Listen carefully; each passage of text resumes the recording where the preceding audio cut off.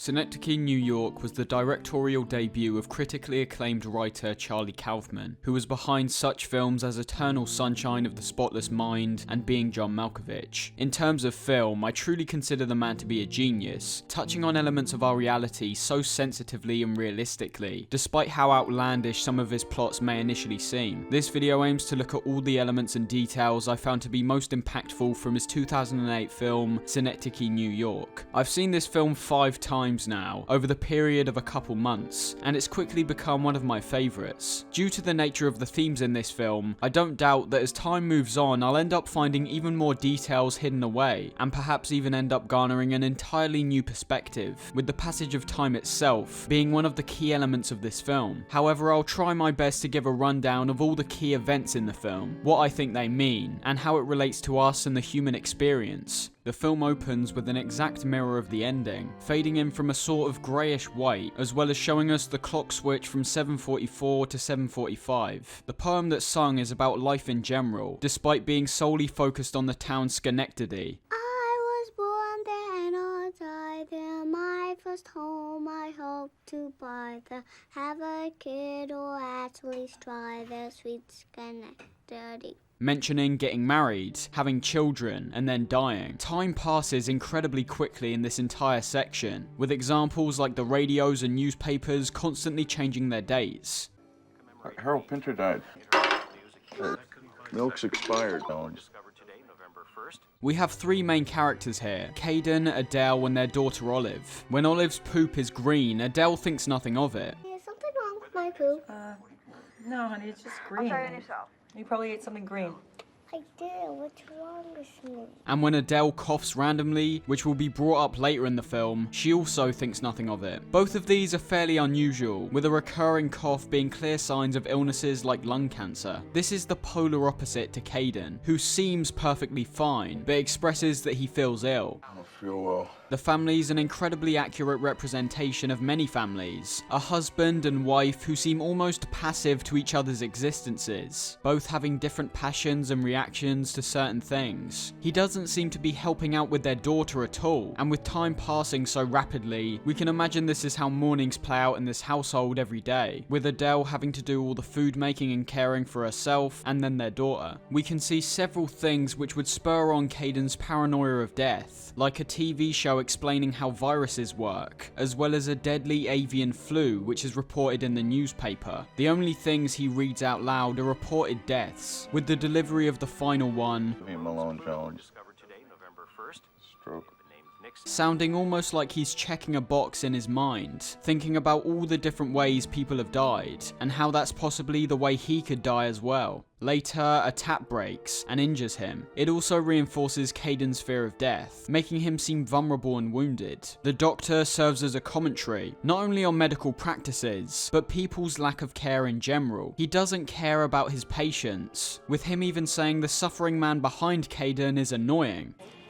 Fellow's annoying, he's in here every week, like clockwork. This is his job, and he feels no obligatory right to truly care about who he's treating. He even asks Caden to go see an ophthalmologist, panicking him once again into thinking he's got something wrong with him. And when Caden mistakes that for a neurologist, the doctor aggressively demeans him by snapping near his ears. This not only reinforces this doctor's uncaring nature, but may also feed into America's healthcare system overall. Obviously in the UK, we're privileged to have an entirely free healthcare system with the NHS, but in America, you actually need to pay to survive. If you don't have the money, you're actually fucked. Say you get a rare heart condition, or Alzheimer's, or any number of cancers. I'd go as far to say that means some families' lives are completely over. They'll either spend their life attempting to rescue and treat someone's illness with increasing medical bills, or have to live with the fact that they didn't try to help their loved one. It's an incredibly horrible and bleak reality, but it is reality. It is unfair. And what the doctor does here, I believe, is almost make up a reason to have even more money transferred between Caden and them. He never mentioned anything else except his head injury, up until the last few seconds, where a slightly strange bowel movement and heartbeat is enough to go see an ophthalmologist. The scene in the car most importantly shows the big difference between most people, those who are informed and those who aren't. Caden attempts to teach Olive about piping and plumbing, using veins and capillaries as an example of something that transfers liquid around their body. Olive Olive was most likely frightened at her father pouring blood from his head wound earlier, so the thought of having blood in her body freaks her out. The important detail was the interaction between Caden and Adele when Olive starts getting upset, with Adele attempting to convince Olive that she doesn't really have blood. You don't have to worry, honey. You don't have No, I don't blood. think you should tell her she doesn't have blood. And Caden trying to rationalize his approach. Telling Olive that she doesn't have blood doesn't seem like a big issue at first, being a quick and easy way for her to calm down. But as Caden says, telling someone they don't have something they clearly do isn't going to bode well for the future. Now, I don't want to go into my own personal views on aspects like politics and religion, but no matter what side you fall on, religious or atheist, conservative or liberal, capitalism or communism, a lot of this stuff is ingrained into you as you grow up. It's undeniable that being told God is real from an early age will have a knock-on effect in a person's later life. As if they spend their entire life believing something, if someone were to come along and simply say it's untrue, the other person just won't believe it. Whether it be due to pride or a complete misunderstanding of reality, some people just won't take other people's opinions into account, purely because that's how they've been brought up. They've been told something or seen something somewhere that's actively warped their brain's biology. So next time you try to argue with a Christian about how God's not real, or try convince a Democrat why they're wrong, just realize that whatever idiocies you think these people have most likely also reflect on you. We then get another scene with a quietly judgmental doctor who won't clearly explain what's wrong with Caden. We once again see a misunderstanding between the doctor and Caden in terms of the phrase neurologist. I think we need to get you to a neurologist, Neurologist? the brain expert. I know what a neurologist is. Fine, I just thought from the way you asked. I thought you said urologist. This misunderstanding represents Caden's complete disconnect from most people, and in some cases, even his own family. It's revealed that Caden's a theatre director, getting pissed off as something goes wrong on his version of Death of a Salesman. When explaining to the man playing Willie Loman the state and feeling he wants to give off to the audience, Caden's met with disappointment when the man seemingly gets what Caden said completely wrong. But the tragedy is that we know that you, the young actor, will end up in this very place of desolation. Okay. That's great. The thing is though, Caden just accepts it and says it's great. This is essentially how he's been living his life for years now, taking the bare minimum in everything, which eventually leads to his grand plans later in this film becoming overambitious and too big to even achieve. The first interaction we see between Caden and Hazel, who will end up being his true love, sets up their sexual tension immediately, using phone signals and connection to represent their increasing connection between each other. We then see Caden looking through his own shit, which admittedly looks pretty normal, despite his shocked expression. It seems that he's starting to manifest and imagine symptoms that aren't even present, with him mentioning earlier to the doctor that his stools have been kind of yellow. Here, he says that he thinks he has blood in his stool, which is just completely wrong, with Adele once again showing her lack of care, and perhaps exhaustion at Caden's paranoia, by asking if he means his office stool. We then see that Adele and Caden go to marriage counselling, confirming that the passiveness in their relationship has been around for a while, even before Olive was born. The gap between them in the sofa, as well as how Caden is upright and Adele is slouching, both shows the disconnect in their marriage, as well as Adele's uncompromising truth and exhaustion in relation to it, which is only reinforced when she says she fantasized about Caden dying. Fantasized about Caden dying, being able to start again, guilt-free. I know that's bad. Caden, does that feel terrible? Yeah.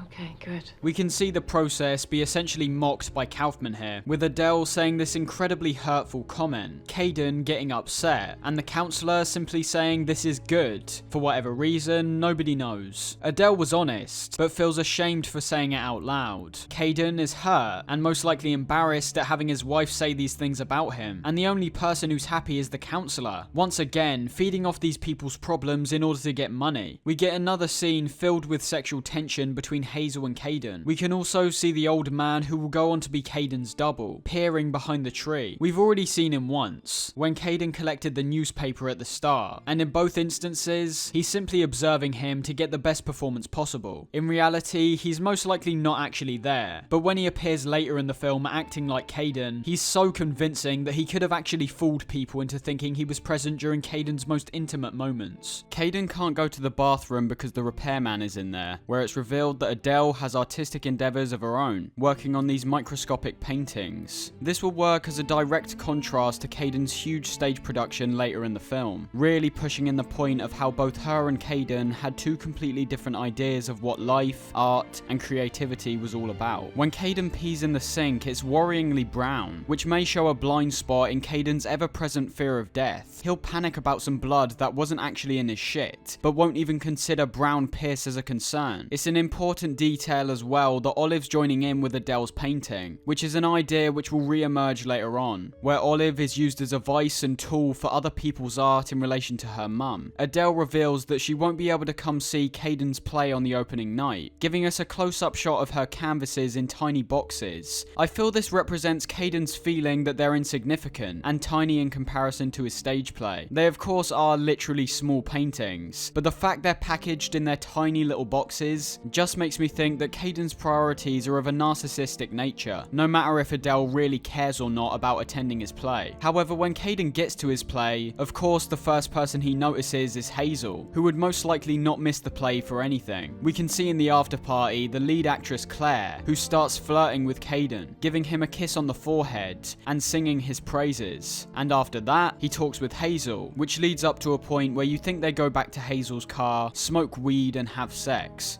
Do you get high, my friend? Do you want to nap with me in my car? I get kind of, something when I'm stoned. Bothered. What does bothered mean? You know. Bothered. Horny. Oh. However, in this instance, we see Hazel driving back home crying, with Caden denying her advances. In reality, it would make pretty much everyone a whole lot happier if this affair happened. Caden and Hazel would get together, and Adele would no longer be burdened by Caden. However, he most likely doesn't act on her advances because of Olive, with him thinking that staying with Adele will give Olive an easier and more regular upbringing. When Caden gets back home, he sees Adele and her friend Maria talking, with them seemingly having stayed up all night. This not only leads to upcoming events in the film, but also tells us that Adele was most likely lying about not being able to attend Caden's play. He's already clearly hurt by this, but when explaining to them how good the reviews are, they passive-aggressively mock him and his play. Caden, good for you. I can't wait to see it tomorrow. Tonight. It's all about your artistic satisfaction, Caden.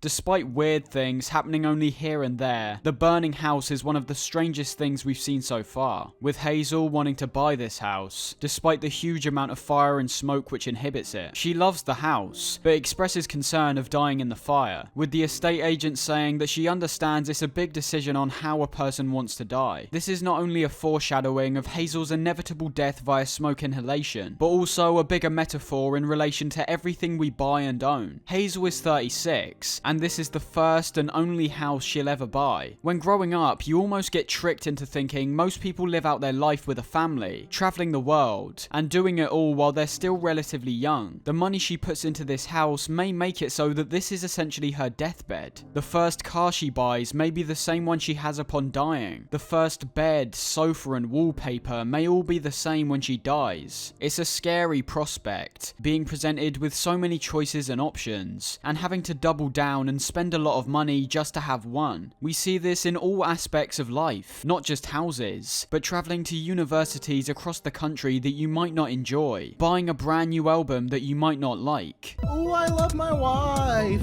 I love my wife. Getting into a serious and long-term relationship with someone that you might not even know or love. It's scary, but realistic. When Caden brings his family to the play, it seems that Maria is actively mocking it, with her almost smiling and laughing at an obviously sad moment, and Adele having a blank expression on her face. Even when everyone gives a standing ovation, none of his family join in. They don't understand, and don't care enough to understand. We can see this reinforced reinforced even further when they're walking away from the theatre, with his parents not understanding the choices he makes in the play, and Adele pretty much stripping away any of the praise he got by demeaning those who came to see it. Be a fucking tool of suburban blue-haired regional theater subscribers. We then see Caden appear on a TV show. He's clearly not actually supposed to be there, but what the animal says to him does relate to how he thinks a lot of the time.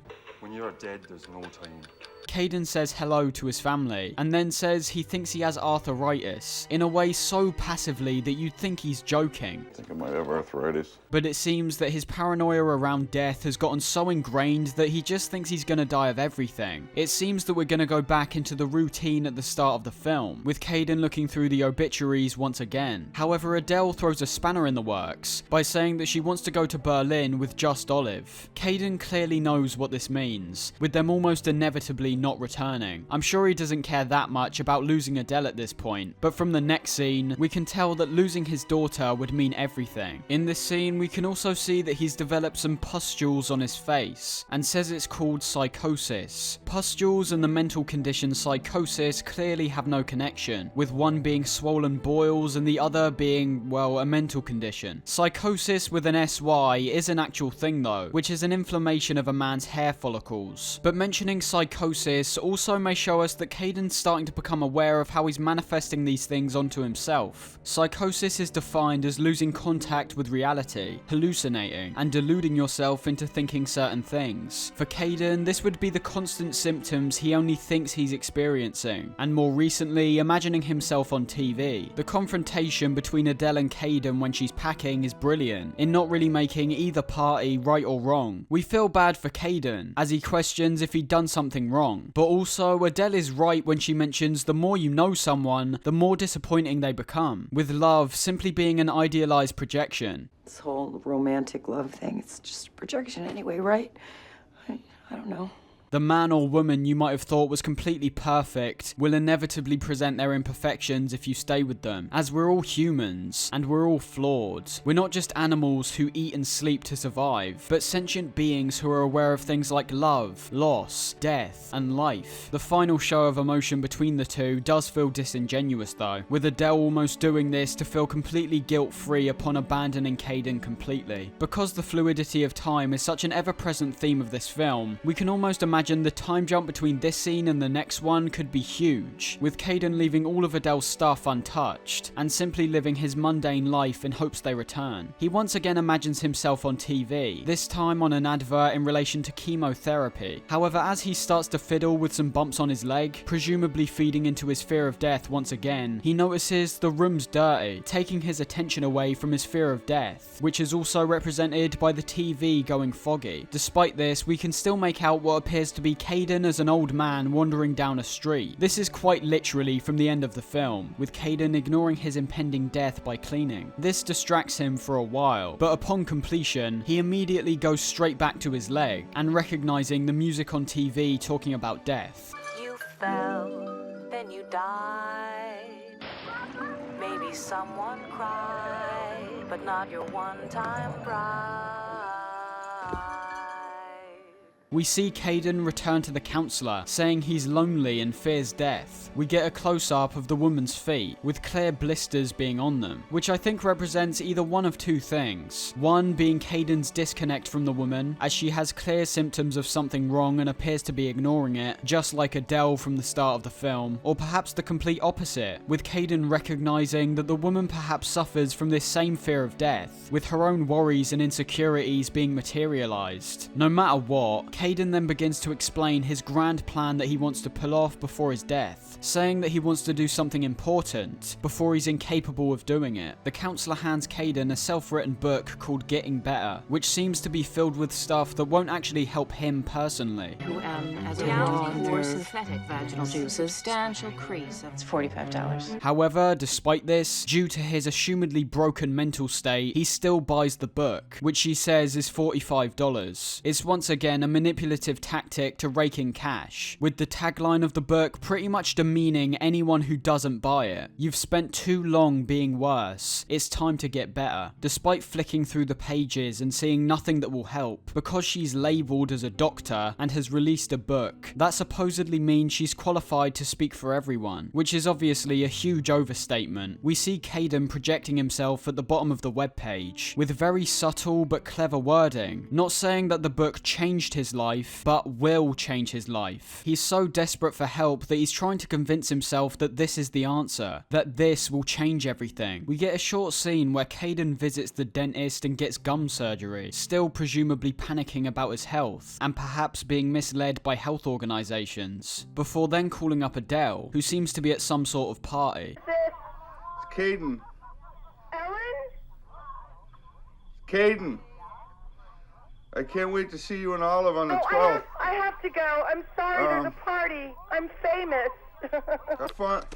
It's once again the polar opposite to Caden, with her living it up in Berlin with no cares, while Caden spiraling into depression with an increasing fear of death. Adele mistakes Caden's name for Ellen, which is an important detail which we should remember for later on. Caden says he can't wait till they come back on the 12th, but is cut off by Adele, who says she needs to go and that she's famous, pretty much rubbing it in Caden's face that she's a lot happier and better off without him. He then launches into what appears to be a seizure, and upon calling up 911, they also mistake him for a woman, despite clearly having a male-sounding voice. Sick, man! I'm sick! At this point, we don't know if we should actually believe that Caden is suffering from seizures, as there's been no mention of it up to this point, and doesn't get brought up again. He ends up in hospital, where he flicks through a magazine featuring his wife Adele. Once again, due to the unnoticeable time jumps, we can most likely assume that Adele has actually managed to become a fashion icon, as opposed to this being Caden projecting. It's not out of the question, but feeds into certain elements that are presented later on. It seems that everything is going wrong for Caden, being left behind, and described in the magazine as an ugly-faced loser who was only holding back his wife. It's a nightmare scenario, seeing someone you once loved being handled by other men that aren't yourself, seeing your kid be dressed up and paraded around as more of an object to a bigger, more famous person. Caden's then led into a doctor's room, and is told that his synapses have degraded,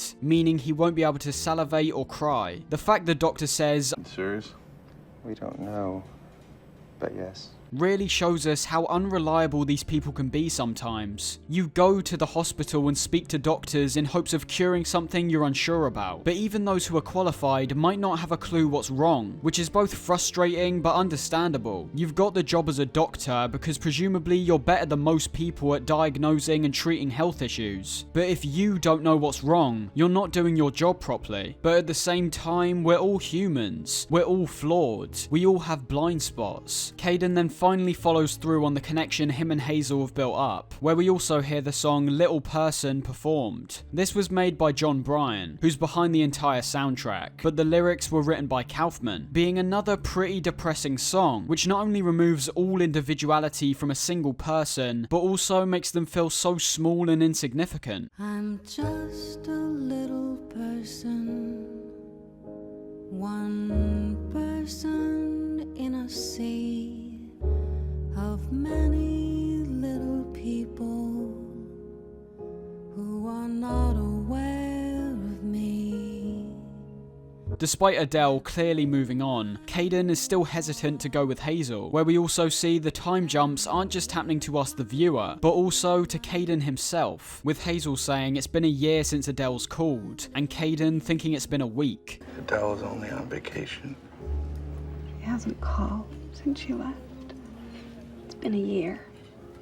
It's been a week.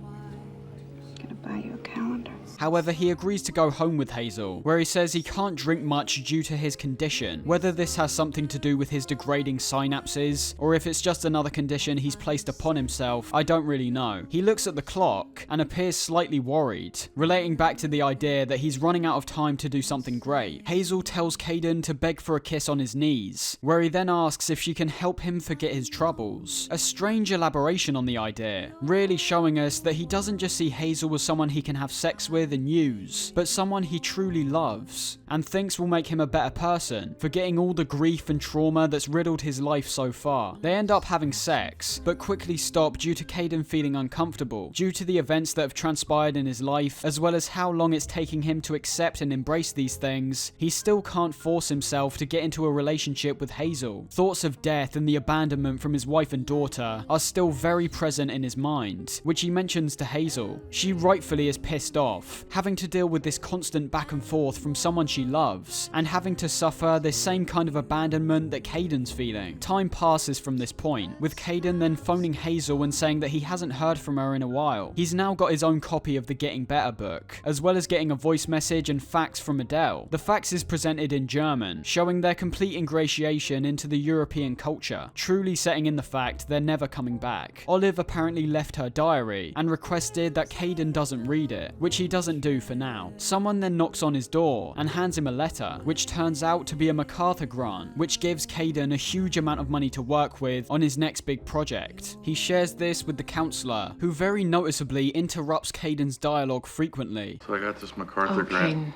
How old are kids when they start to write? Absolutely brilliant. He mentions how he wants to do something big, true, tough, and put his real self into something. It's already pretty clear what he wants to do. Have something uncompromisingly realistic. But the counselor then starts to confuse things for basically no reason, saying things like, It's wonderful. God bless. I guess you'll have to discover your real self, right? Yeah. which I take as literally just verbal wallpaper, adding nothing and presenting nothing new, which fits in line with the futility of this character. She then mentions a novel called Little Winky, written by 4-year-old Horace Aspiezu. You'd obviously think this will be some kind of kid's book, but from the cover alone, as well as the counselor's description of it being about an anti-Semitic being inducted into the Ku Klux Klan, and his ultimate degradation at the hands of a black ex-convict named Eric Washington Jackson Jones Johnson. Written by a 4-year-old. Jefferson. I take this perhaps as Kaufman's commentary on artistry and writing overall. There's certain things that you just won't take seriously because of aspects like age. It's almost impossible for a 4-year-old to understand the intricacies of things like fascism, racism, pornography, and other explicit and adult subjects. The fact the counselor takes it so seriously, and Caden simply replies, written by a 4-year-old, shows his unwillingness to accept this novel as anything other than nonsense before he's even read one page. I'm not sure if Kaufman looks at this positively or negatively, and is maybe leaving it up to us to decipher if we take it seriously, due to the counselor's detailed description, or instead write it off because of the age of the writer. We also get an interesting moment where the counselor mentions the boy killed himself at age 5, and when Caden questions this, she first says, "Why did you?" And when Caden questions that, she repeats herself, this time saying, "Why would you?" Aspiezu killed himself when he was 5. Why did he kill himself? I don't know. Why did you? What? I said, why would you?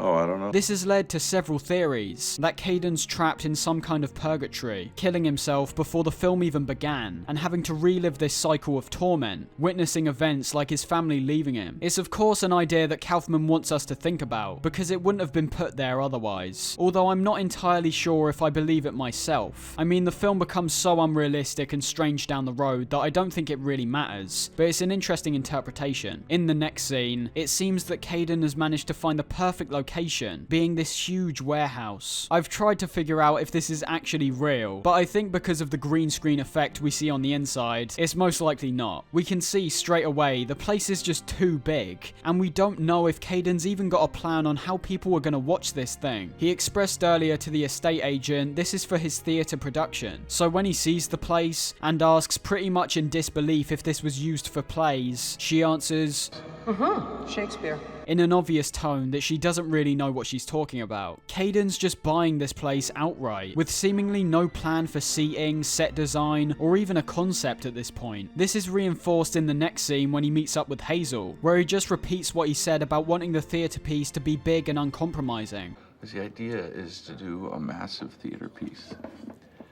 Uncompromising, honest, When he's explaining this, Hazel keeps turning her head away, and whether this is because she's genuinely uninterested or just wants to make Caden seem like she doesn't care, I'm unsure. He also starts salivating here, supposedly for biofeedback training. Caden eventually ends up opening Olive's diary, reminding him of how his daughter used to be, making him then go out and buy her a random pink box because it's apparently her favourite colour, and then shipping that to Berlin. It seems that he's managed to attain all his theatre crew. As he starts to explain the concept of their next stage production, he's uncompromisingly honest in this scene, which is a great reflection on what he wants the production to be, talking about his thoughts of death, and how as they progress with this production, himself, everyone involved, and everyone in the world will be slowly dying. It now seems the concept is starting to really form, with him saying that inherently is what he wants to explore, with this also working on a meta level, with Kaufman doing the exact same thing with this film. Claire is obviously in awe at Caden here, giving constant praise to his ideas, pretty much replacing the role of Hazel in his life, which links directly to the next scene, where we have this incredibly awkward encounter between Caden, Hazel, Claire, and Hazel's new boyfriend, Derek, who was actually the guy in the basement from earlier. Caden tries to hide away, but is eventually forced to walk over to the group, where it's still obvious that Hazel holds some form of contempt towards Caden. The conversation between Claire and Caden shows Caden trying to distance himself from Hazel, and figure out who Claire can model herself after in the show. She finds Hazel interesting, which Caden tries to actively sway her from, and when she says she's excited for the play, he almost tries to bait her by asking why. I'm so excited. Really? Why? Because I think that it's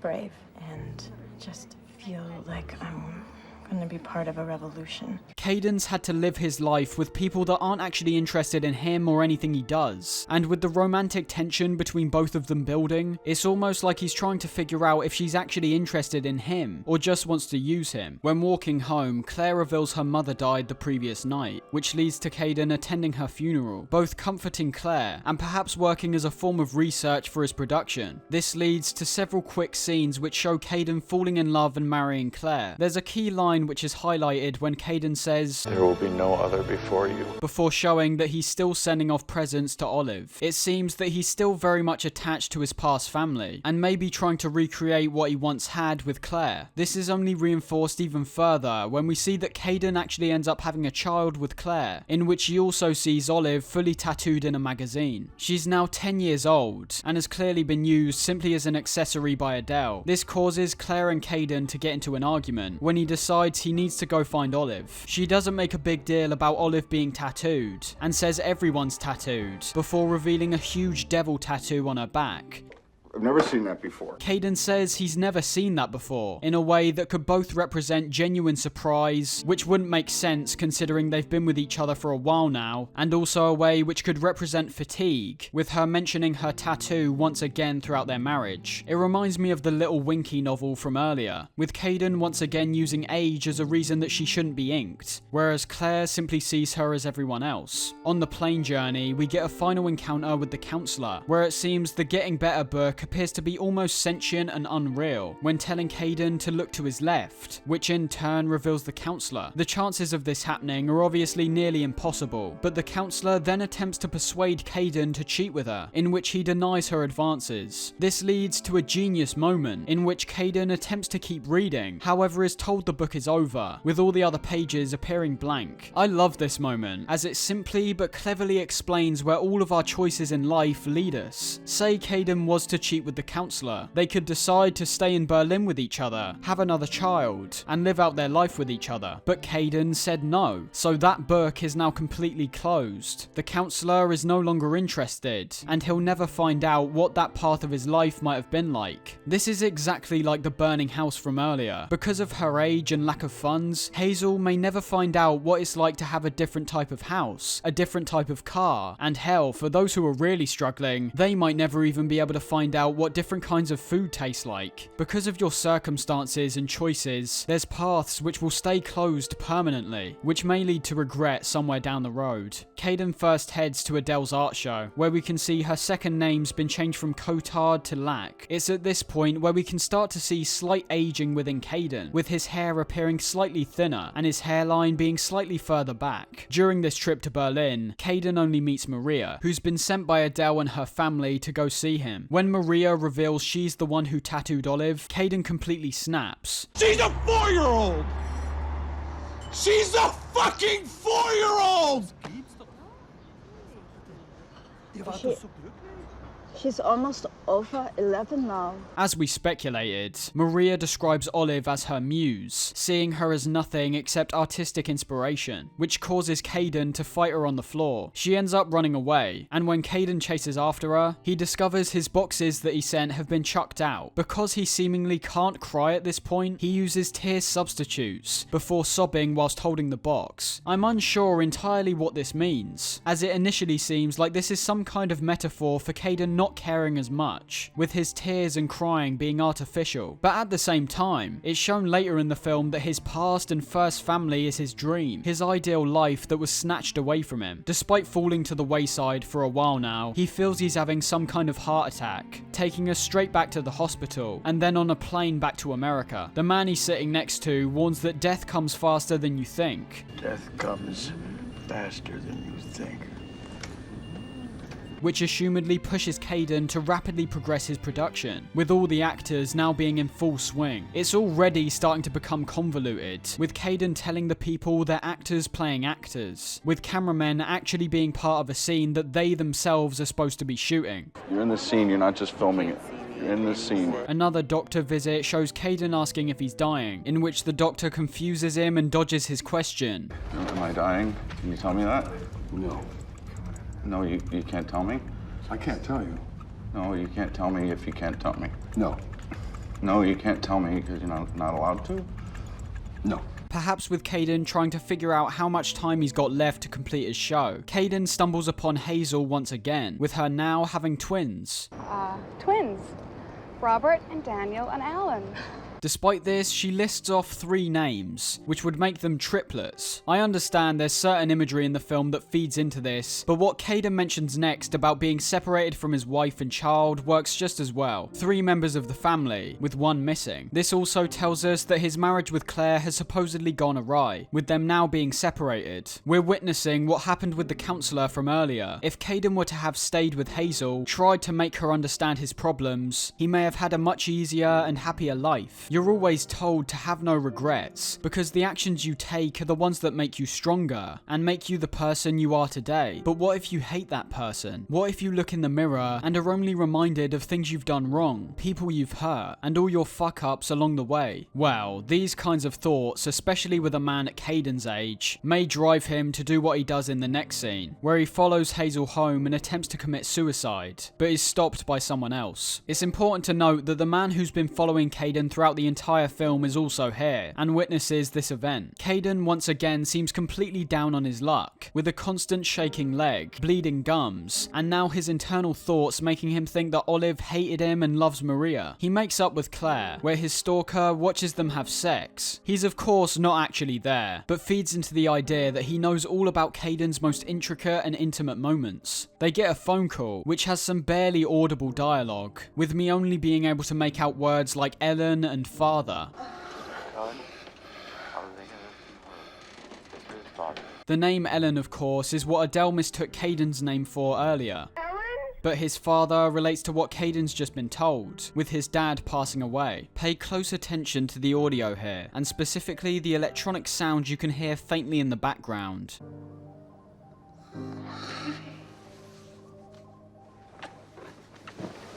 This is an important detail later, and I believe they signify either thoughts of death or just death in general. Kaden begins projecting once again, telling Claire the phone call mentioned his father was riddled with cancer and suffered horribly.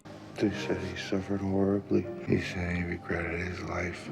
They said it was the longest and saddest deathbed speech any of them had ever heard. around. He mentions so much stuff here that you can only assume he's making this stuff up, because the phone call was so short, and I believe he's simply projecting his own thoughts on himself onto his father, because in reality, we quite literally are biologically related to these people, almost like a mirror image. Caden's worried he's gonna die of cancer. He's suffering horribly. He's the one who regrets his life. Surprisingly, this is really where the film starts its delve down the rabbit hole. He goes to the bathroom and tries to phone Hazel, most likely what he feels is his one true idea of moral support, but eventually just ends up waiting outside her house. He appears to be lost and just needs guidance from Hazel, who simply tells him that everyone has to figure out their own lives. There's a brilliant piece of dialogue where Caden says he regrets everything he did around her, where she replies she's okay, but Caden replies back that he doesn't want her to be. I'm okay. I don't want you to be okay. I mean, I do, but it just rips my guts out. This speaks to the idea of relationships in general. The fact that his one true love, who's been present throughout the entire film, has managed to settle down and be happy. Whereas it seems that once again, partly down to his own actions, Caden has seemingly been left behind. Just like with Adele, the only way their relationship could ever work out again is if she wasn't okay. If things went astray with Derek and she was single again. It's arguably the most isolating feeling someone can have when they're actively pursuing love. Basically being told they had their chance, but now they're not available, or maybe even being told that they're not good enough. They don't want to get into a relationship with you because they don't feel they can spend their life with you. Caden continues to read this imagined diary from Olive, whose voice has become increasingly German sounding. And being a woman is wonderful with Maria to guide me. Before travelling back to Berlin to actually see Olive, who now appears to be a fully grown woman. She appears to be performing in some kind of peep show which Caden visits, launching into a complete frenzy when she doesn't even seem to take notice of his presence. Olive! It's Daddy! Olive, it's Daddy! This was arguably one of the most heartbreaking moments that resonated with me in the film. It makes you think about very subtle moments, where Olive asked for her coat to be zipped up, or enjoyed her peanut butter and jelly sandwich. There's something that I, and seemingly Kaufman as well, find so sad about the loss of innocence. The fact that a sweet young girl could be turned into an object that's meant to be used and stared at, not being treated like a real person, but something more degrading. Because of the influences in her life, we don't even know if this is something she'd really want to do. She could have been convinced from the things she's bared witness to, or perhaps been persuaded by Adele or Maria, that what she's doing is all she's good for. Heading back to the production, we've now reached the point where Caden needs a stick to walk, with one of the crew remarking that they need to get an audience in here at some point, as it's been 17 years since they've started. What? When are we gonna get an audience in here? It's been 17 years. We've lost track of time once again, but at the same time can notice some things about Caden, which have faded into the background. All those lumps and bumps that appeared on him earlier seemingly led to nothing, and the shaky leg, which we only saw recently, has also faded. Despite all the time he spent worrying and panicking about death, it now seems he started to enter old age, which is good in terms of life expectancy, but bad in terms of the time he's got to complete this project. It's already been 17 years, and they still haven't managed to piece together the entire production. However, it seems that Caden's getting his head down to work, writing out a huge amount of scenarios that his actors will have to play out every day, with the performance almost working as a 24-hour parallel to real life, as opposed to a conventional play. Hazel ends up getting fired from her job for spreading conjunctivitis at work, and on top of this, she needs money for the private Christian school she's sending her kids to. She doesn't even want to, but is being advised by Derek. It seems that Caden's wishes have pretty much started to come true. Hazel's reached a point in her life where she's not okay, and now that she's reaching out for Caden's help, it's almost certain that he'll cooperate. The music in this scene is interesting, cutting between being rich and full in Hazel's shots and tinny sounding in Caden's.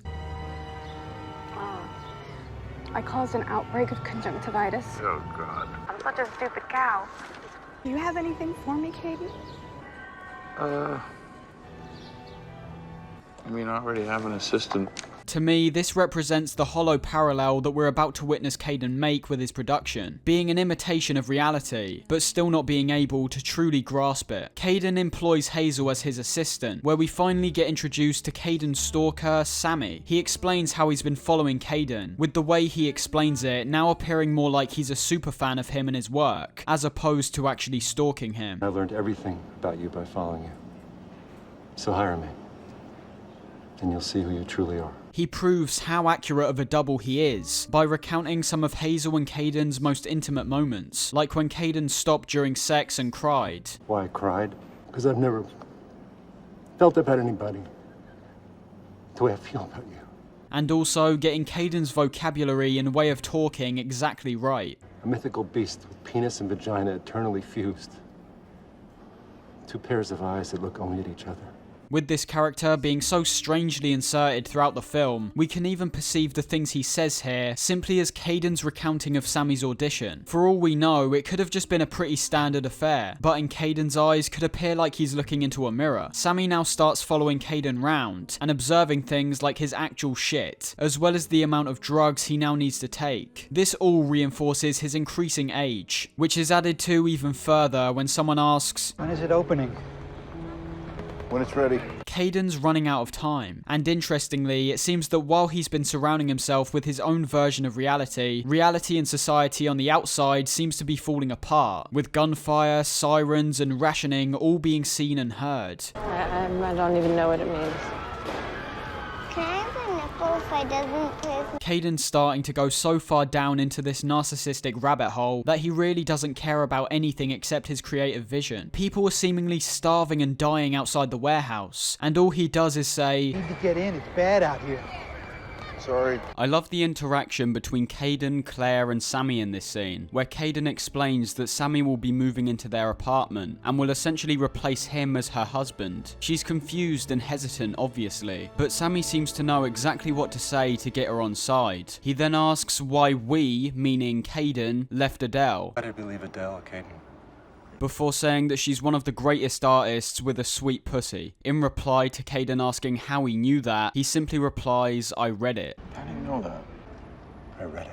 This is a layered line that I can't fully decipher. One angle of it refers to Sammy's hypervigilance, just like Kaden himself, perhaps revealing the true reason why he knows so much about Kaden and his life. Another could be a commentary on information as a whole, with Sammy only being able to discover the real truth of what he read when gauging Kaden's own reaction. And another could be a commentary on fame, with Adele's sex life perhaps being revealed to the public. Whatever it is, I love the line. We get an incredible shot of a Zeppelin flying nearby, where we can also barely see some fire in the bottom right of the frame, as well as explosions to the left. This reinforces how much chaos has started to occur around Kaden, without him even realizing. Kaden's then given a location from Sammy on a piece of paper, before visiting one of Adele's art exhibitions. This is what I mentioned near the start of the video, showing how different both Adele and Kaden's lives were. The artistry is used as a way to show this contrast, with Kaden's stage play becoming so large that it's taken an unbelievable amount of time to even be anywhere near complete, and Adele's paintings becoming smaller and smaller. Adele is satisfied with the work she's creating, releasing it and being praised and admired. This would also translate to her life, where she now seems to be living a happy and prosperous one. And on the flip side, we have Kaden, who's only seemed to get more sad and depressed, with his ambition always seeming too large to pull off. But despite this, he keeps pushing forward, hoping that at some point he'll be satisfied with his creation. His only problem is that unlike Adele, who's reaping the benefits from her creation, Kaden's really running out of time to experience any of the praise towards his production. From a selfish point of view, if your plans are so expansive that you won't even be able to see the final outcome, what's really the point? You'll be putting your entire life into only a segment of work, and once you're gone, who knows what will happen to it? Everyone might get fed up and forget about it. The note which Sammy gave Kaden leads him to an apartment complex, where we see him purposely not hold the door for an old man.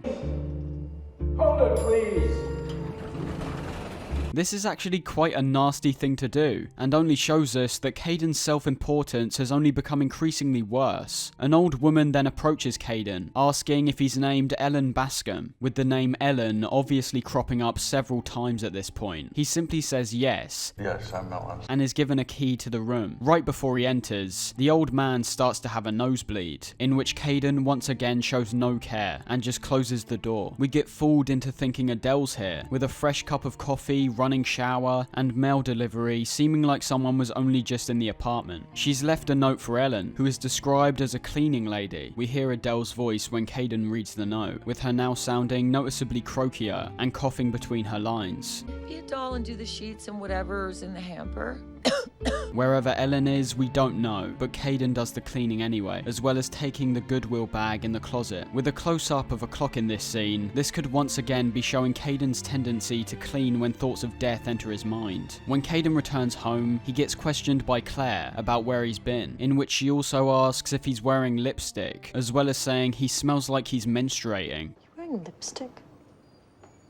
No? What do I smell like? I don't know, like mold and cleaning products, like you're menstruating. I don't know. This once again feeds into this idea of putting this woman role onto Caden, and it seems this is one of the most talked about and strange things when discussing this film. I personally agree with the interpretation that while Ellen never appears in the film, it's simply a way of representing Caden's true self. When he cleans, everything goes into the background, almost with him becoming a calmer, more zen person. So by calling himself Ellen when in this state of mind, it's simply separating this happier and calmer side of his personality into an entirely different being, a being which we never see because it's just himself. I almost take it as his most passive and vulnerable side, but is hidden under layers of bravado and suppression. I don't think it's a mistake that up to this point, the few times Caden's name was mistaken for Ellen was during the first phone call with Adele, where he realized that she was moving on and living a happier life.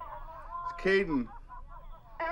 And also when someone phoned up to let him know his dad had died, both being occasions where Caden would obviously be in a more frail state of mind. This is where things really start to get confusing, where we see Sammy slowly grab Claire from behind, Caden standing nearby, but when she says she doesn't like the person who's playing Caden, Sammy then responds from the perspective of Caden, asking if she doesn't like Sammy. He's coming on to me. He's grabbing my ass in rehearsal. He's your husband.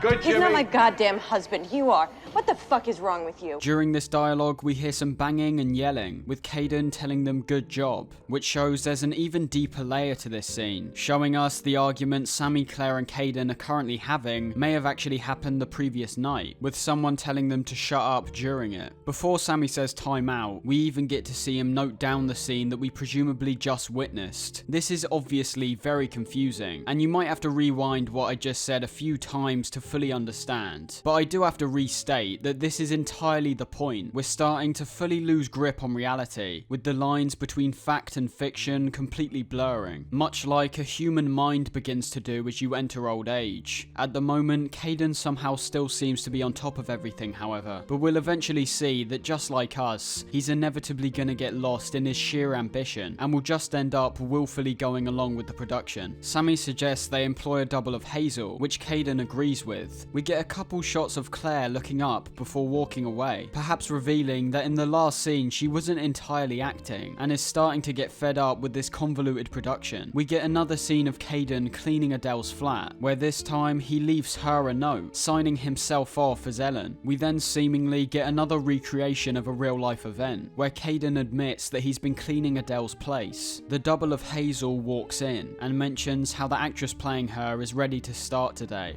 Just wanted you to know that the actress playing me is ready to start today. Showing that this argument that's playing out may have only happened very recently. Claire now clearly snaps out of the role, getting pissed off with Caden and saying that she wants him out of the apartment. Sammy caused this by taking Caden's role a step too far, being so in tune with his thoughts that he actually said something out loud which Caden only thought. I didn't say I was gonna clean Hazel's toilet. He did. No, you thought it! it. I thought it, but I didn't say it. Caden moves all his stuff out as Claire practices her script, heading into the room next door. Because they've gone too far with Claire's character already, Caden listens into the conversation she has at night, which he then puts into the production the next day. He then makes a seemingly brash decision to wall up the buildings, because he thinks what he's making is now a lie. In terms of realism, he's right, considering pretty much every building has all 4 walls. But at the same time, it makes us think what this production even is anymore. If you can't hear or see anyone clearly, what is the point of this? The city already exists outside the warehouse. He's once again losing his starting point, becoming too ambitious and creating new problems which will take a large amount of time to solve. Caden heads to Adele's with her now sounding extremely ill. We'd love to have you, and you wouldn't have to schlep all the way to Queens. It's just a thought. She set up a bedroom in the walk-in closet, and upon entering, we see a box labelled Olive's stuff. When reading her diary, we discover that Olive is also very ill, and has become reflective of her life. Caden visits her in hospital, now entering genuine old age, with grey hair and wrinkled skin. It's a twisted irony that the person who wasted so much time worrying about death has actually been able to live a full, healthy life, and the ones around him, like Adele and Olive, who seem to ignore every health condition they had and live their life to the fullest, are seemingly about to die young. She compares her infected withering flower tattoos to her current state, and when Caden tries to blame Maria for Olive's early death, it seems that she's been manipulated into thinking Caden left them. We heard this earlier when Sammy asked why they left Adele, which might reveal the truth of a situation that Caden might be repressing, just like how he covers up his true side known as Ellen. The way he selfishly acted throughout the film doesn't make him abandoning them for his own pursuits an unreasonable possibility. Maria has also convinced Olive that Caden's a homosexual, an idea that we haven't seen at all up until this point. The 2 things I can think of which relate to this is either Maria trying to strip Caden's masculinity away from him, or perhaps another reference to Ellen, which will become clearer later on. She also mentions that she had dirty, aching sex with Maria, once again stripping Olive of her innocence, that we saw only mere minutes ago, and making Maria essentially the villain of this story. Someone who constantly lingers in the background, taking advantage of everyone around her, and using them for her own needs. If Maria wants to have sex with you, she will, and if she wants to permanently scar your body for her artistic needs, she will. The fact that Olive's now foreign also reinforces her distant attitude, seeming so out of touch and alien from what Caden remembered about his little girl. Caden's then completely broken and demoralized when Olive says she needs to forgive him, but can't forgive someone who hasn't asked. He gets pressured into asking this. Ich dich verlassen habe, Analsex mit meinem homosexuellen Liebhaber Erik zu haben. And despite this, she says no, mentioning Caden having sex with someone called Eric, who we've literally never heard of. This was apparently the root of Caden's abandonment. There's obviously been occasions where Caden's been painted as feminine and vulnerable, but before this, he's never actually been implied to be gay. I suppose it's up to you whether or not to believe this reality. There's several paths you can choose to believe, but that doesn't make any of the others particularly wrong, especially in something as abstract as this. When Olive dies, we once again hear the erratic synth sounds in the background.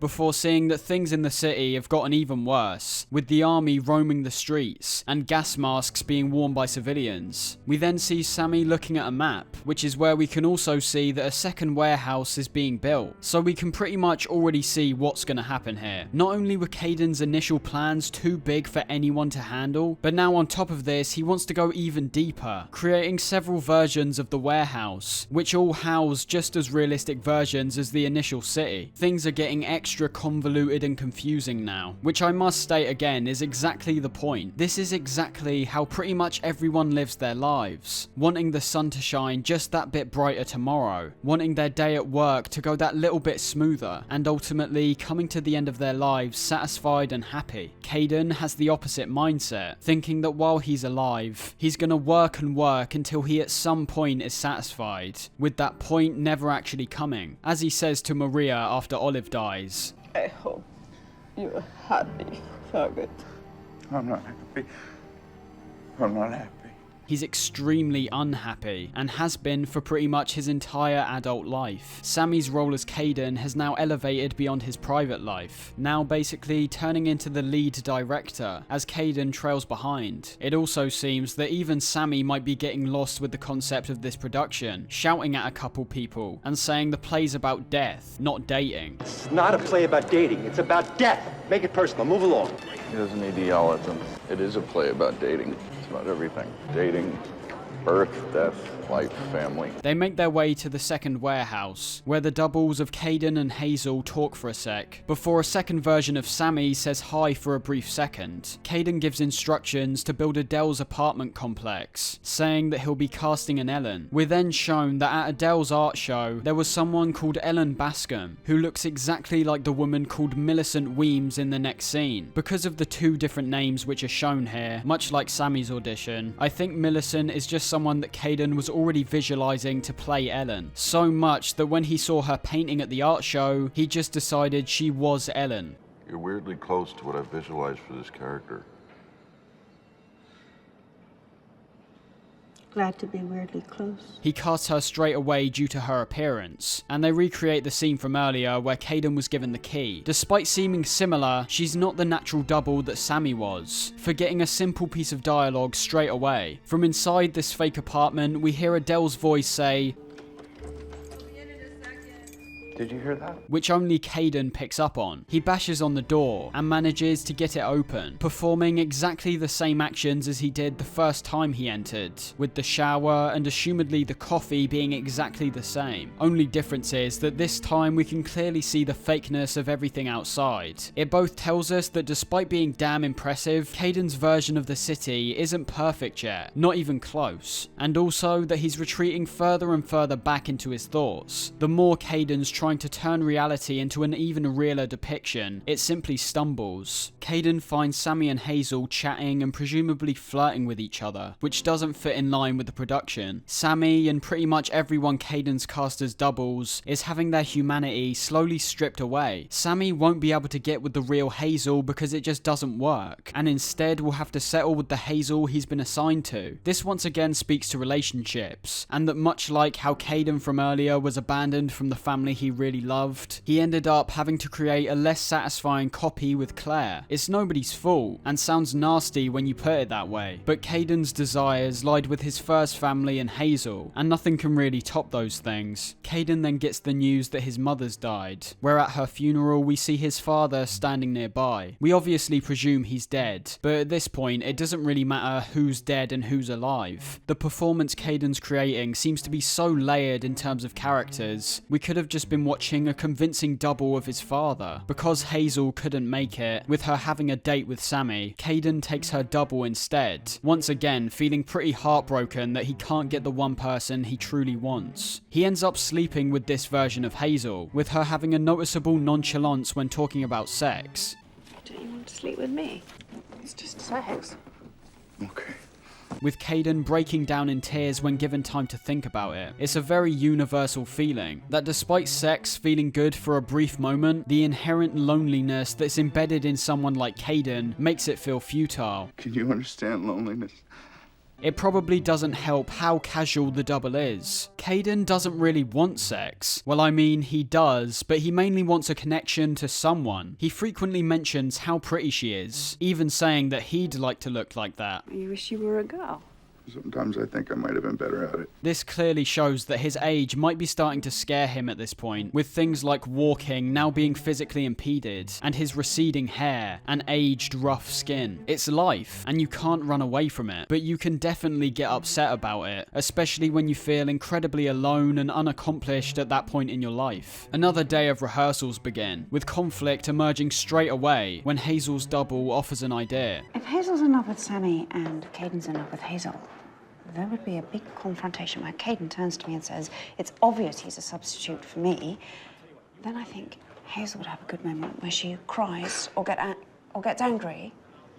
I'm not sure which yet, but I think it's dramatically That didn't sad. happen, Kaden. No, I think Hazel would do that, Hazel. But Hazel hasn't done that, Tammy. Hazel obviously hates this idea, most likely because there's some truth in it. And when they sit down and talk with each other, she brings up how Sammy's nice and fucks her without crying. He's available. Fucks me without crying. Since when are you available? This reveals that Derek ended up leaving her, in which Caden only gets frustrated that he now has to fire the actor playing Derek. Once again, showing how self-involved he is at this point, Caden admits that he only slept with the double because it reminded him of her, and when told they had sex, Hazel gets visibly annoyed and disgusted, showing that she clearly does still hold feelings for him. Caden finally confesses his frustrated and long-lasting love for Hazel, which she reciprocates. Sammy sees this play out, and as a result gets on top of a roof and threatens suicide. Caden's self-serving actions, where he gets whatever he wants, now seems like it's going to be reflected in a death. Sammy explains this. I've watched you forever, Caden, but you've never really looked at anyone other than yourself. His heart's broken, and as a result, he jumps to his death. And despite clearly being an action taken by Sammy himself, Caden almost gets angry when approaching his dead body. I didn't jump, Sammy! A man stopped me before I jumped! Get up! Referring to Caden's own suicide attempt earlier. A man is now dead in front of him, and all that he can think about is how he got his character wrong. Even Sammy's funeral was cheapened, being completely obscured by Caden's own self-serving thoughts, and then immediately replicated in his production. There are nearly 13 million people in the world.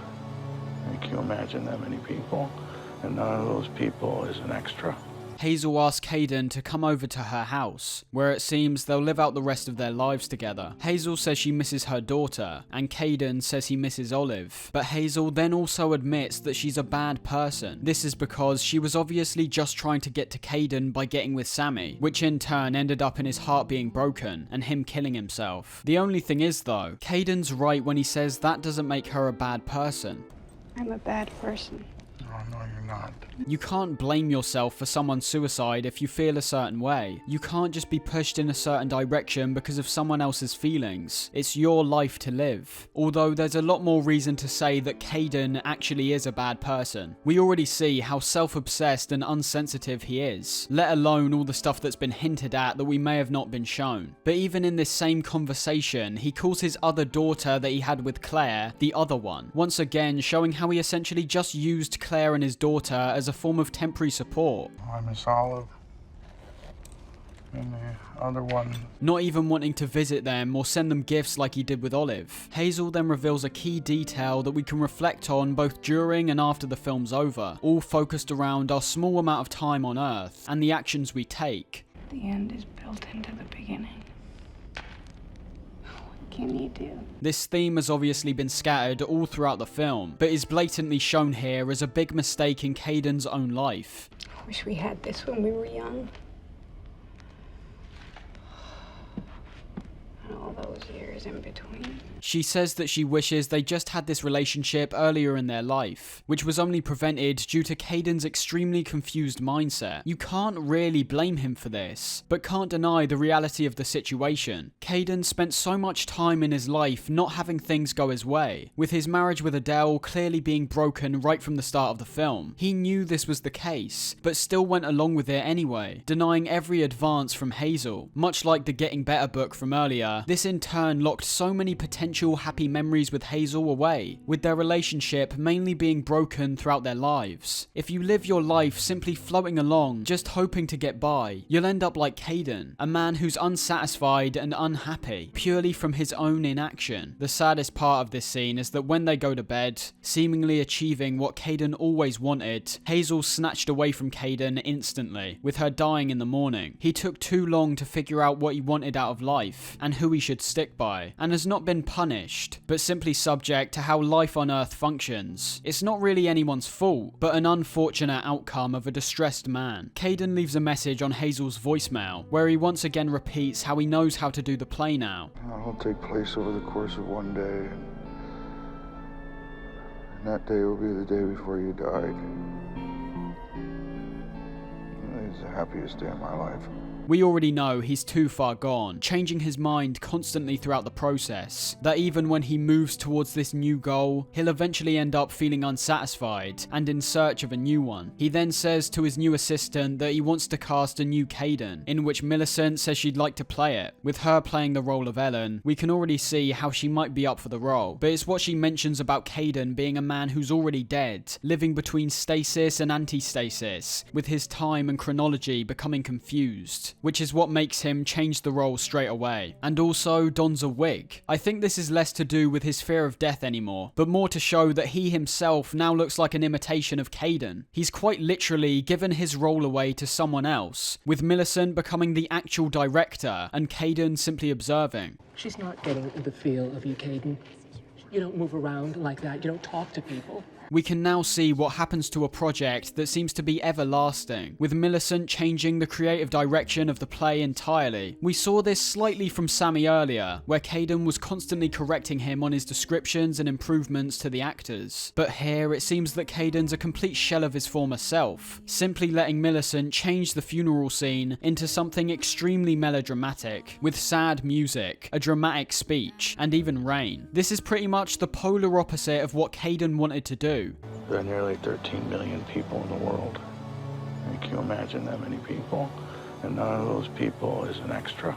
This doesn't seem real at all. It seems acted out and planned, as well as having one man be the star of the scene, but that's the sacrifice of taking this long with the project. Age has caught up to Kayden, and it seems that while he's still involved, he's actually becoming less invested and disillusioned in his own original concept. And if the play were to continue after his death, chances are that it will completely transform into someone else's creative vision, with Kayden only being the first to tackle the play. His life's work is literally being distorted in front of his eyes, and he can't help but look on. Despite only being Kayden's double, Kayden says that he's out of ideas, and lets Millicent take over the production. He doesn't want to be completely left out though, instead taking the role of Ellen. I do like to clean. With age, Kayden's now completely been engulfed by his most vulnerable and sensitive side. It seems like all of his ambition has faded away, as well as any want for love or company. He's willing to just clean rooms for the rest of his life, because that's what he apparently likes to do. The old woman gives him a headset, in which Millicent speaks to him. So touched by the sadness of Adele's neighbor, so close to death. Say thank you to Adele's neighbor. Thank you. She tells him to thank the woman and say, have a very good day, showing us that Millicent is essentially now working as Kayden's own mind, like giving him instructions on how to wipe himself. We then get a scene where Millicent talks directly into the camera, in what I personally believe shows signs of dementia in Kayden. She basically sums up what a standard life is to most people. Oh, calm, love, children. Child at least. Children. Meaning. Her husband is revealed to be Eric. Everything okay, Eric? Which was a name mentioned earlier by Olive, and was apparently Kayden's gay lover. With the film being so abstract at this point, there's several interpretations you can take away from this stuff, and I want to make it very clear that the one I'm putting out now is simply my interpretation. I believe in this moment Millicent is Ellen, so in turn is a projection of Kayden. Eric could very well be a projection of Adele, with Millicent telling us how he hates her. He hates me. He disappointed him. Me. Before quickly reminding us of Adele saying, everyone is disappointing when you know someone. This imagery and role reversal has been seen very recently in the film, but has been mentioned throughout, most poignantly in the interaction between Kayden and Tammy, Hazel's double, where Kayden says he thinks he'd be much better at being a girl than a boy. I believe this is Kayden portraying himself as Ellen to show his sensitive side, and portraying Adele as Eric to show her hateful side. There's so many details here though, that I can't really feel happy in just saying that's what I think it is, because there's also other aspects to think about, like the clear focus on Ellen making breakfast, much like Adele was doing at the start. But what Eric says here in quite a disregarding way actually has some poignance in terms of life. Everything's everything. Every person is made up in spite of the environment they witness, and that environment is based on environmental factors and government, and those things are once again affected by people, made up of atoms and molecules that are within the Earth itself. Everything truly is everything, feeding into one another seamlessly. The part that makes me think this has some connotations with dementia is when Ellen misremembers a picnic with her mother. The dialogue relating to hope and dreams has of course been present throughout the film, with Ellen breaking down down over the fact she couldn't carry this out with her daughter. But at the same time, this obviously never happened, and is simply a projection from the chemotherapy advert from earlier in the film. Kaden/Ellen is getting everything mixed up in their head, basically living in a world of torment, where no matter what they remember, it leads back to their failures, be that as a parent, as a person, as a partner, anything, which feeds into the purgatory theory from earlier. As death approaches closer, things start to become much more matter of fact. Kaden gets a note telling him Adele's died of lung cancer. Adele died of lung cancer last night. You may stay on if you like. Obviously, with the coughing throughout the film hinting to this. Kaden at this point is literally just watching time pass by, with the line, "You may stay on if you like," being very relatable to his life at this point. If you've got no goals, motivations, or people to live for, you'll have to start asking, what's the point? If you get zero enjoyment out of anything, what is actually the point of wasting your time? The sounds of bombs can then start to be heard. Now it is waiting, and nobody cares. And when your wait is over, this room will still exist, and it will continue to hold shoes and dresses and boxes, and maybe someday another waiting person. Not only reflecting the outside world breaking into some kind of war, which has also been referenced throughout the film, but also Kaden's life starting to break down and come to an end. The final section shows Kaden being awoken by another bomb, now with almost no hair. He's commanded to walk, where we see the entire city, or rather the clone of the city, has been trashed. People lie dead everywhere, and even though Kaden's version of New York is damn impressive, it still ultimately led to nothing. Nobody here is satisfied.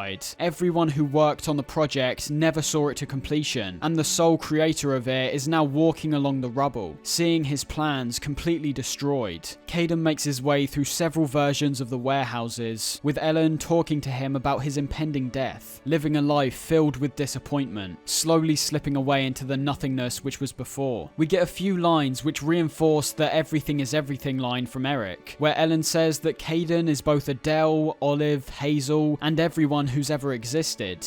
Everyone is everyone. So you are Adele, Hazel, Claire, Olive.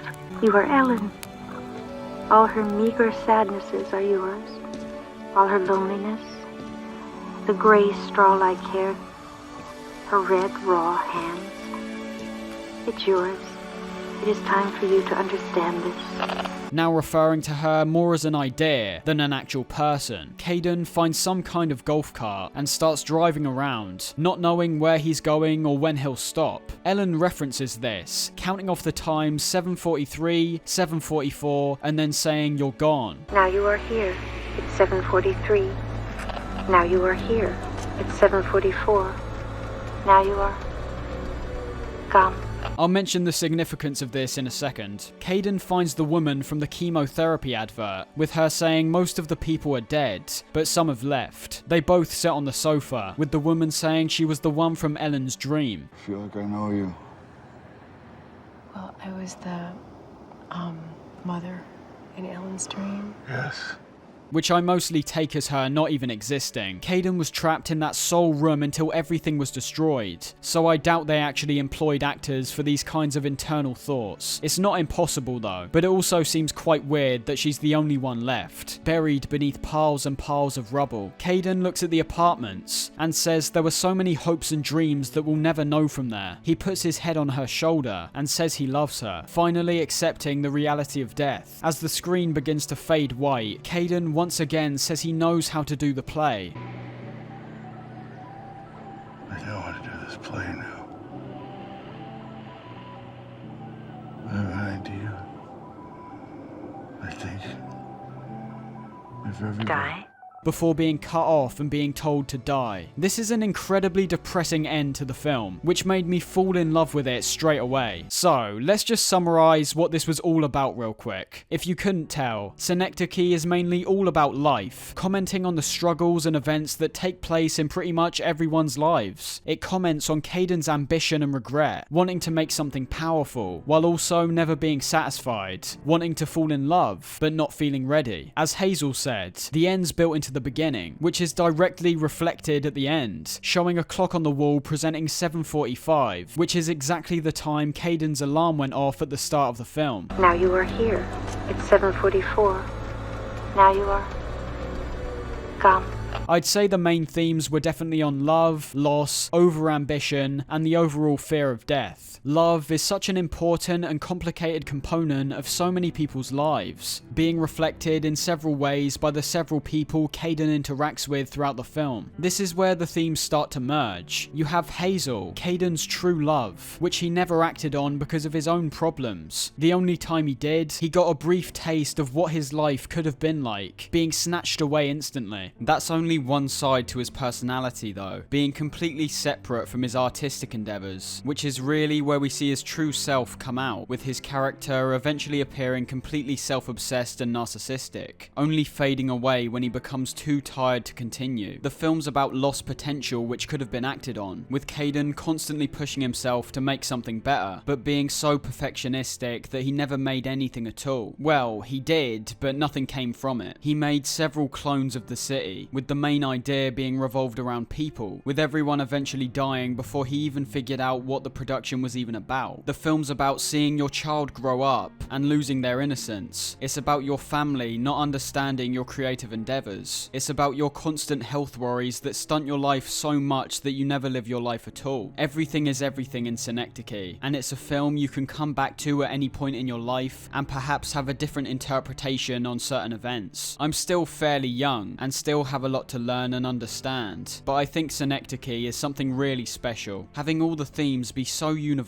but so abstract at the same time, using both visuals and sound perfectly to convey one man's disillusionment to the world around him. Now there's lots of questions that can be asked about a lot of details, and I've got to be honest, I don't have all the answers. Even with my 5 viewings of this film within a few months, I still feel like I've got so much more to discover here. Why does Olive know about Caden's internal Ellen thoughts, mentioning Ellen's husband Eric and saying it's his gay lover? Why exactly does a war break out? Is it just a reflection of Caden's degrading mind? Or maybe it's Kaufman commenting on the inevitability that humans will end up wiping out each other? Is Maria actually the bad and evil person Caden says she is? Or is that just how he perceives her for taking away his family? So many questions, which I can only theorize over for now. And if you've got any interpretations different from mine, I'd love to hear them in the comments. I love Synecdoche. It's a film I could watch over and over and not get bored. It's my favourite Kaufman film I've seen so far, and is one of my favourite films I've ever seen in general. The visual design of everything is so bleak and depressing, yet also grand and impressive. The dialogue is obviously top notch, not only feeling incredibly natural, but also having a huge amount of meaning across pretty much the entire script. And of course, the performances are incredible. Philip Seymour Hoffman became one of my favourite actors from this film alone, but also the performances from Samantha Morton, Michelle Williams, and Catherine Keener shouldn't be overlooked. There's so many subtleties they pull off just perfectly throughout the film, which always drew me in even more. And the score by John Bryan is downright amazing. I've been aware of Bryan's work from my Kanye videos, but was surprised when I found out he made this. It's a huge part of the film, and fits perfectly to every scenario, with these bellowy strings, electric guitars, and soft pianos re-emerging constantly throughout the film. Anyways, enough gushing. That's the video. If you guys enjoyed, make sure to subscribe with notifications on so you know whenever I upload. Like the video, share to someone you know, and let me know your thoughts in the comments below. Anyways, hope you guys enjoyed, and I'll see you in the next one.